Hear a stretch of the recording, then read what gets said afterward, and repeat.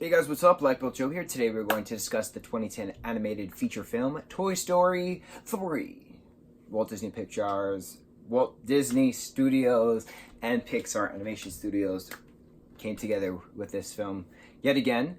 This is the first Toy Story film under the conjoined Walt Disney and Pixar banner, because the first two were the separate, but then Disney bought Pixar, so it's together.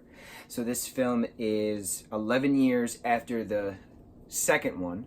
So now we have Andy. He's 18. He's all grown up. He's going to college. So he's now deciding, what am I going to do with my toys? Am I going to donate my toys? Am I going to put them in the attic? Am I going to throw them out? So he puts them in a trash bag, but intends to bring them to the attic. Unfortunately, there's a mix-up. Mom thinks that the toys are garbage. She puts them to the street. So the toys then wind up hitching a ride in the backseat of the mom's car in a box for donations to Sunnyside Daycare, which is where the kids went to daycare.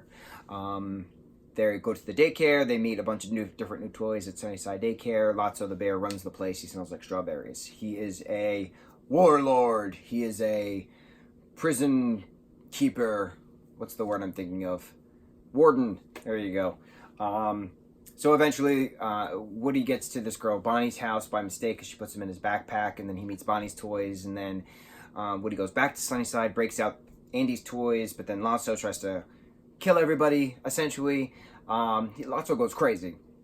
And then a group of them wind up at the dump, and then the Pizza Planet aliens wind up saving the day with the claw, right, to take the rightful toys out of the dump before they incinerate. And then Lotso gets strapped to a dump truck, and he then eats bugs for the rest of his life. Karma. So then the toys clean themselves up, get back to Andy's house, jump in the attic box, and then Woody goes in the college box, because that's what Andy intended in the first place. And then Woody realizes that the toys should all be together, the toys should all be playing, because, you know, that's what toys are for, right? So then he writes a little post-it note of the address of Bonnie's house, to then have the toys be brought to Bonnie's house. And then Andy sees the box and he's like, Mom, do you really think I should donate these? And she's like, yeah, you know, you do whatever you think is right. So then he drives to Bonnie's house and he gives Bonnie the toys, and then he didn't intend to give Woody to Bonnie. And then he's like, you know, Woody's really special. He's been my pal since as long as I can remember. You gotta take real care of him. And then him and Bonnie have this really adorable play date of Dr. Evil Porkchop attacking the ghost bakery and the ghosts escaping, and etc., on her front lawn. So they play for a while. The sun is setting. He says farewell to the toys. You know, they're on the porch. He gets in his car. He drives away. But before he does that, the windows roll down, and he says, thanks, guys. And he rolls away. And then Woody sits up and he goes, so long, partner. Tears. Every single time you watch this film, you tear. You just cry. Because you grew up. Those of us who were born in the 90s, us 90s babies, us millennials as we are, grew up with Toy Story, right? So to have a sequel take place 11 years after the second one, you had people, my brother, for instance, he graduated high school in 2010. Andy graduated high school in 2010. My brother's the same age as Andy, according to these films. So for Andy to say farewell to his childhood, my brother was saying farewell to his childhood, essentially. And he takes this movie so to heart, and he cannot watch it straight through anymore because he just gets so emotional watching it, which I do admire. One of his strengths, that's for sure.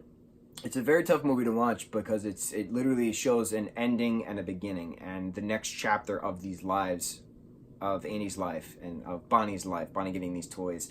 All of the 3 Toy Story shorts involving Bonnie after this, all of the 2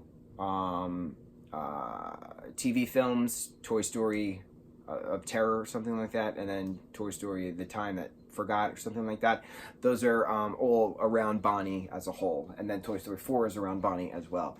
So yeah, what a ride with the Toy Story universe, the Toy Story fandom. It's been 24 years since the first film, and we're having the 4th film, and it's just been a global phenomenon. It's amazing, and the Lego toys are phenomenal as well. I do love me and my toys. So yeah, let's discuss the 4th one coming on up. What are your thoughts on Toy Story 3? Are you as emotional watching it as everybody else in the millennial category? Tears. Cry. Mucho mahalo, guys.